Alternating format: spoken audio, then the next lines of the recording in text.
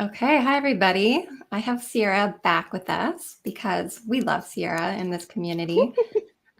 It's been, you've been around for a little bit now. You're kind of a part of the family, and you helped us I with, hope so. yeah, you helped us with making marketing fun about a week or two ago.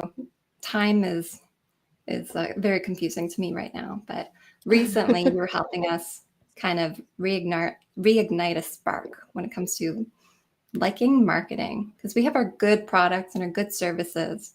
That's what we're Yeah, trying to get out there. But marketing can be good too. Like, it should be good. We don't need to feel gross about it. We could feel really good about it. So I love that yeah, you're trying to get that message out there. But there's something else that we're going to talk about. It was about creativity today, and yeah, feminine creativity in particular. So, what is the difference? What is feminine creativity? absolutely. I love it. And I'm so glad to be here. I love your community and I love what you bring all the time. So, um, it took me a long time to figure this out, actually, um, because I thought there was one way to get things done and to be successful. And I didn't realize how significantly this concept had embedded itself into how I approach things. But when I pulled back, I recognized that I thought the way to get things done was to smash it out and that progress was linear and it needed to be on a 45-degree angle. And um, I had to be going at least as fast, if not faster than I had been, in order to be getting something done. And this is a pretty dominant story in our culture about what is progress and what is success and how do you get things done. But it doesn't feel good. um, and it didn't turn out to be actually effective, sustainable, um, or any fun. And there is a common theme. I was like, how do we make marketing actually fun and enjoyable and human? And creation can be also fun and totally sustainable and totally rejuvenating when it doesn't feel like I'm always failing and have to show up all the time in a certain way. And I began to learn about what's actually really very universal, but somehow as humans, we've pretended that the universal laws of nature don't apply to us, like the seasons and, you know, the cycles of the year and the phases of the moon and, agricultural cycles and some of these really core elements about life. Okay. And life, birth, life, flourishing, harvesting, sort of bury it and start again. And so instead of a straight line, it's a circle. And that there's phases in that circle of creation, sort of resting and waiting for inspiration instead of trying to shake it out of ourselves. Um, Planning, creation, reaping the rewards of the work that we've done, reflecting on it, seeing how we can improve and do it better, and then repeating. And to me, it feels still really uncomfortable even to be talking about this. I feel rebellious and like somebody's going to throw something at me. Um, but it's a circle, and when there's space in this circle for rest, again, I feel very uncomfortable advocating rest. Why is that such a big problem?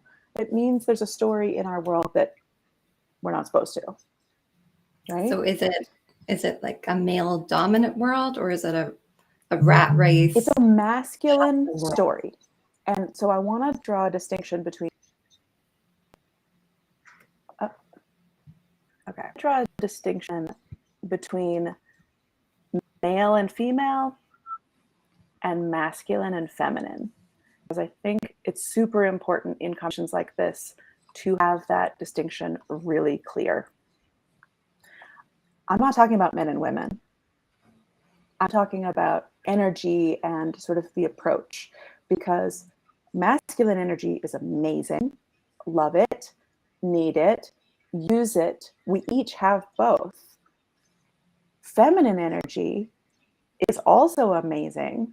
It has been under tapped by all humans, and it's the resting, it's the dreaming, it's the inspiration.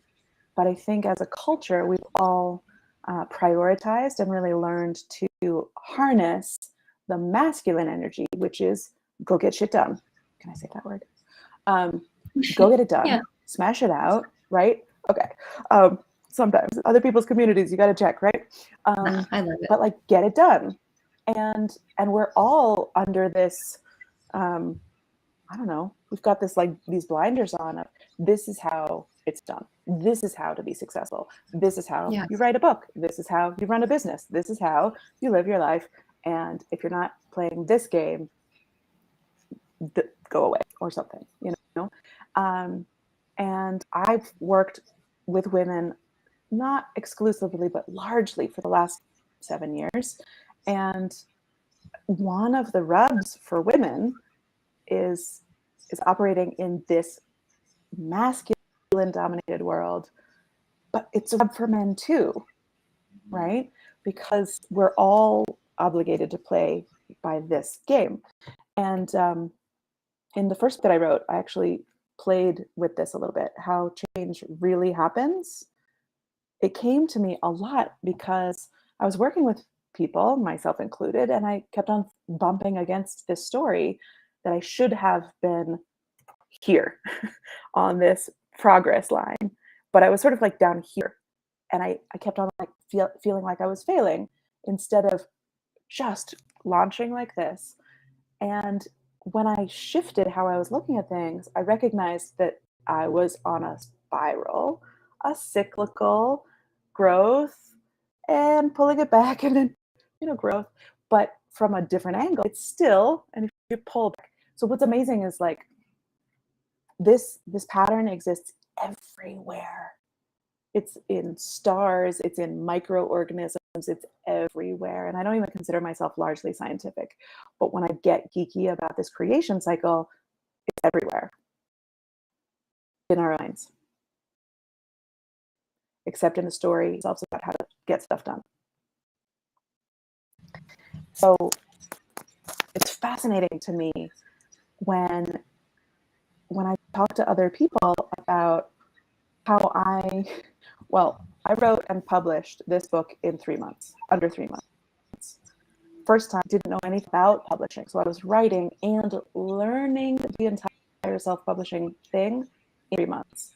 And I'm like, how do you do that? Doesn't it take a lot longer than that? And I was like, yeah, but I've been percolating, thinking about it for a while, right? And then I got a lot done in a short amount of time. And I don't mean to be just self, promoting here, but I have some really powerful examples. My other book is 200 pages long. It's called Date Yourself. This manuscript in its first draft came out of me in 4 days. The entire thing. No drugs. And no drugs. And I was a single mom of a 2.5-year-old at the time, 3-year-old. I remember her being completely unconscious next to me as I was just like, zing, zing, zing, zing, zing. This is ready. It is coming. It is happening now, and nothing can stop me. I don't care if it's in the middle of the night. And here I am like typing. It's before I figured out Otter voice to text app, which again has changed my life. But I went through this cyclical process of, I just sort of sat. I was like, what is it that I'm trying to say? And then when I figured that out, it's like, let me outline it. And let me map out what I'm trying to say and my ideas around when they're still small. And then I had the full outline of a book in less than a week. And then I was like, okay, all the thoughts are there, right there on the surface. And granted, I write fiction, nonfiction, which is a completely different creative process than writing fiction. So I will own that. But these chapters were they came out almost whole, right? And I edited them after, because that's the fourth part. We talk, so I run a women's writer circle. Week after week after week, we go through this four-part process of resting and sort of playing. Again, I feel really weird when I'm like, play. That's a key ingredient. Um, Planning. So we rest and dream. We plan. We literally outline it. We plan. Then we write the hell at it. So writing is only a piece of the puzzle. I think so many writers think that the only way to be effective is to be writing. But I know, I can tell you from personal experience, I've done a lot of writing without the resting and planning, and it was shit. It was terrible. Okay. And then the fourth part is revision. Edit it, polish it, remember who you're writing for, and make sure that what we call the shitty first draft is like, it's got to be your worst draft. The first draft has to be the worst. Let it come out messy as it is, and then hone it. And that's not to say that you need to have written the whole book in 4 weeks, or, but we look to the moon as just like a reminder that we don't have to be the same every day, and we can show up a little bit different and move through these phases. And when we've rested and when we've dreamt about it, we can be really incredibly productive. When we talked about this last time, right? That you don't have to be summer solstice energy every day of the year.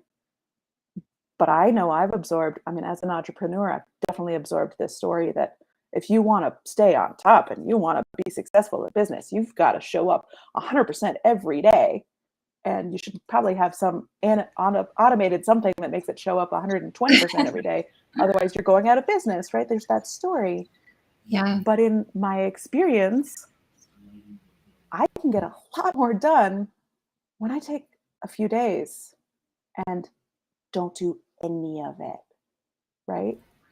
This is kind of awful to say, but I treat having the flu or, other viruses as a vacation sometimes, because I'm just like, okay, I guess I'm taking time off work, and I can go months working every day, and it's hard to stop, but then it's such a relief to get sick, which is not great. Like, you save your vacation days for just being sick. And it's funny though. I actually feel like I'm ready to get back at it after a sickness, because I actually resting for once.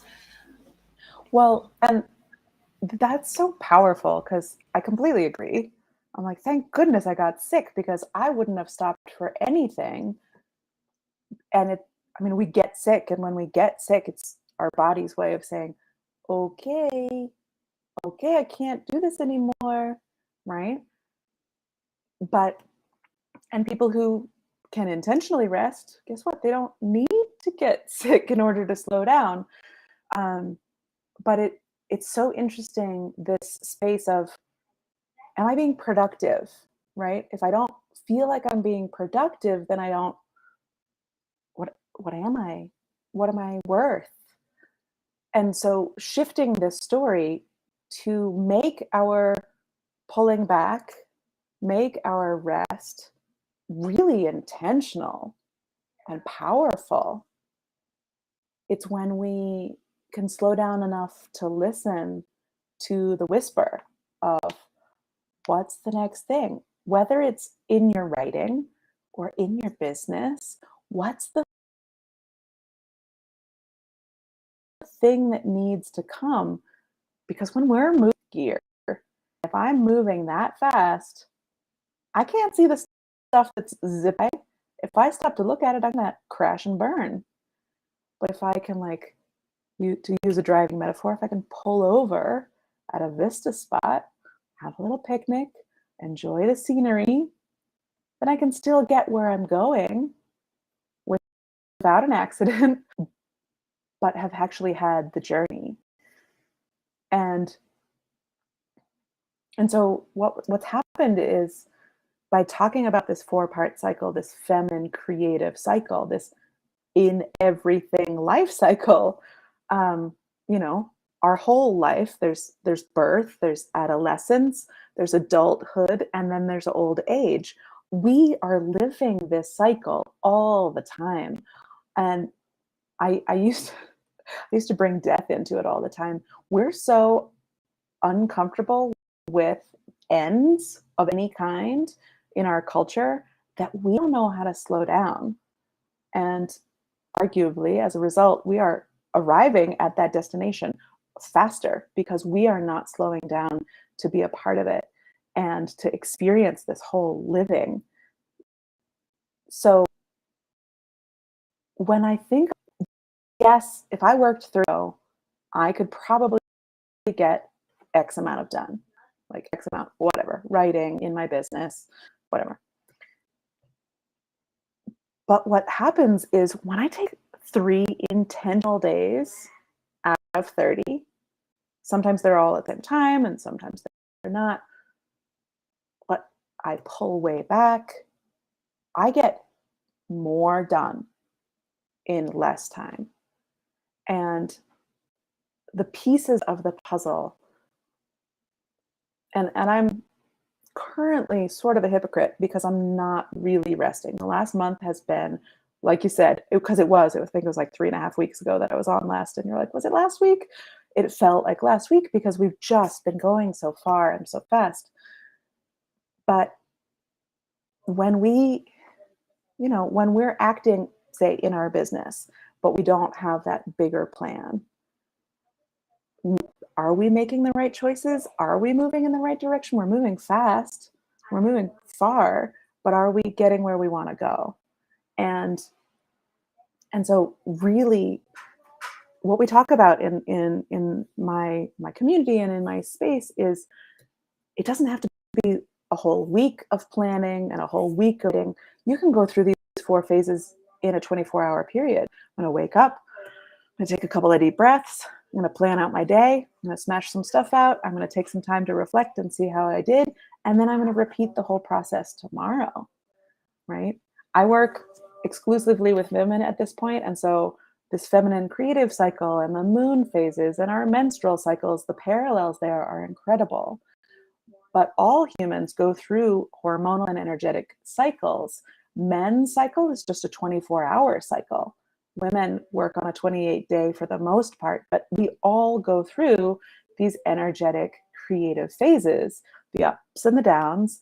And I think we've sort of forgotten half of, or 3/4 actually, of what really makes us productive. We're only doing the doing. You've heard this expression, right? You've heard the expression that we're not human beings anymore, that we're human doings. No, I haven't. But I like that. Yeah. Yeah, there's a lot of doing. I think people are in a rush. Money is a huge issue for so many reasons, but between just feeling like that's what life's about and genuinely needing it, surviving, especially with inflation and uncertainty.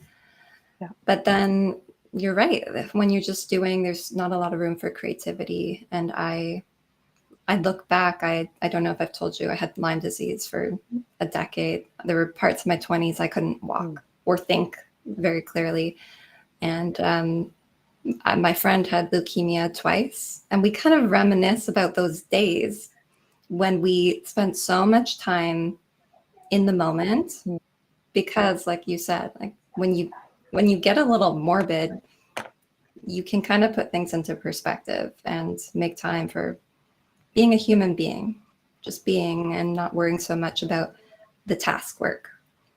And we kind of become task bitches. I work for a startup called Task Boss, and in like behind the scenes, me and my team would talk about how we're task bitches because there's just so much work in the back end where you feel like you're on a hamster wheel and you feel good because every day you wake up, you got tasks to do, but it's not fun anymore if you don't enjoy any of it. Yeah. What would you say to people? And you bring up such an... Go ahead. Oh, I think we're out of sync a little bit.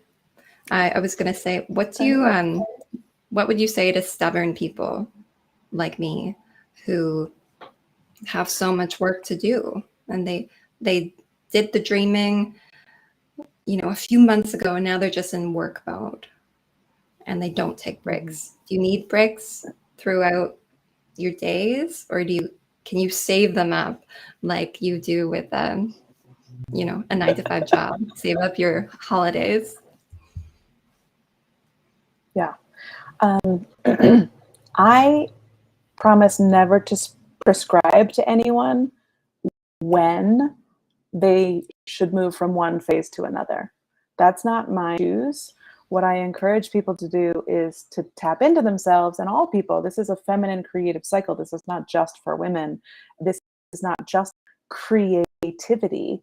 Running a business is creating something that's alive, right? And so this is for all humans creating anything, a business, a book, a meal, anything. And it's not for me to decide when you should move from one phase to another, but what if I can leave you with only one thing, sort of slow down enough to tune into yourself of when, like, are you doing any of the resting and the dreaming? Are you doing any of the planning and sort of outlining how are you going to get there?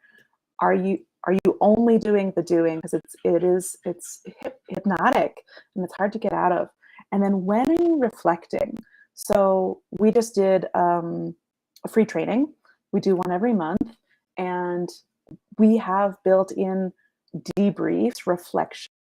How did it go? What did we aim to do? Did we meet those marks? If we did, how do we improve next time? That kind of thing is action. That is super powerful, and it invites are we still headed in the direction that we want to be going? Are we getting there in a way that feels good? Which are such powerful questions. Are we going in the right direction? Sometimes the goalpost changes, and if we don't shift up way down the road and have missed the mark entirely, and then are we getting there in a way that feels good, fun, aligned? Because you could do a lot of work, but if you crash, if you get sick and stay sick, that's not good for your business. That's not good for your life. It's not good for, if you write so much and you drink yourself into a stupor and then like manuscript on your hard drive for a decade, that's not going to do anybody any good. Yeah. So really, whether it's, I would say, I'm really deep in my business right now. I would say quarterly, I would say monthly, like check in with these 4 phases. Quarterly, monthly at a minimum, right? Every quarter, check in. Where are we going? Are we going in the right direction? How did it go last time? How did it feel? What are we going to tweak next time? And then know that you're going to have that same conversation with yourself in 3 months. And so you should have some metrics and like come up for air every once in a while. Yeah. It's Because a good you don't idea. have to go 3 months if you're not in the right direction, right? So, Yeah. I work a lot with authorpreneurs, and so we talk about this on the business side, logical side. Did I get enough sleep? Am I eating well? Where am I doing this for the right reasons? Am I doing it in a way that makes me feel good? And are you still taking, I know you had a free trial for your women's circle. You still doing that? So we definitely we're inviting, this is always, women to come to Writer's Circle, check it out. It's not a cult. Everybody has clothes on. We don't talk about anything insane. It's really like, sorry, those are other spaces. But the Writer's Circle is this space where once a week, we tap into ourselves we touch base on one of these 4 phases just to remember, because we're sort of learning a new story about how things can get done instead of this one that we've been steeped in forever. And women who show up, they're like, it keeps me accountable. It keeps me touching in with myself so that I am on track and I get a lot more done, feel better about it in the process by doing this piece by piece. So absolutely free trial. Anyone who joins our Facebook group is going to be invited to check out Writer Circle, and it's an ongoing space. Great community. You get to know other people so you don't feel like you're the only one. And it's just this, it's an hour a week to just be like, oh yeah, right. Okay. Oh yeah, right. So, Yeah. it's fun. Okay. Check it out. I'm going to try it out. I think I need it. I'm still here. You got me? Yeah. You got me? Yes. Okay. I think it's time to go. We're losing each other. Okay. So check out Perfect. Sierra's group, facebook.com/groups/redthreadwriters, and get your free trial with the Women's Writing Circle. I'm going to try it out too, because that's something Yeah, I I'd need love to to get see you off in there. the task wheel for sure. Sierra, I know I'm going to be talking to you soon enough. Thank you so much for this chat today. And let's do it again. My pleasure. Thank you. Okay. All right. Okay. I'm Bye, yours. everybody. Anytime you want. I love it. Okay.